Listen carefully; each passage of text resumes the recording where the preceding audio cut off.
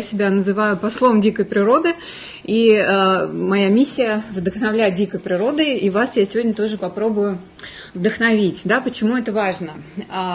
На самом деле у вас такая страна, в которой природа – это не просто какой-то важный элемент, да, но я бы сказала, что это главный элемент Абхазии. Я сама очень люблю сюда приезжать и вижу ту разницу, даже вот вы переезжаете границу из Сочи, вы понимаете, что в Абхазии природы больше, она живее, как бы здоровее, и выглядит это все прекрасно. Но так происходит далеко не везде.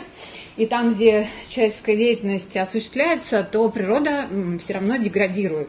И вроде бы это не связано напрямую с экономикой, с туризмом, но международные доклады нам говорят о том, что мы теряем природные ресурсы, и мы теряем связь человечества с природой, хотя мы от нее очень сильно зависим.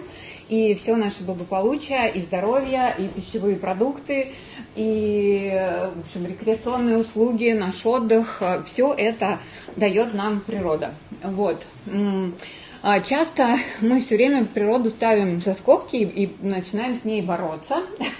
Это обычно происходит и в туристических проектах, да, что нам мешает что-то построить дорогу, нам дерево какое-нибудь, которое тоже встает на пути, мы его убираем вместо того, чтобы подумать, как его вписать в нашу программу или там, в наш маршрут.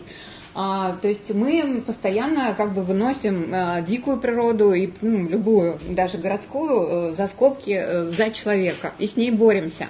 И вот это вот ощущение, оно повергает в то, что потом мы уже вынуждены восстанавливать то, что мы поломали изначально, но, к сожалению, это не всегда происходит.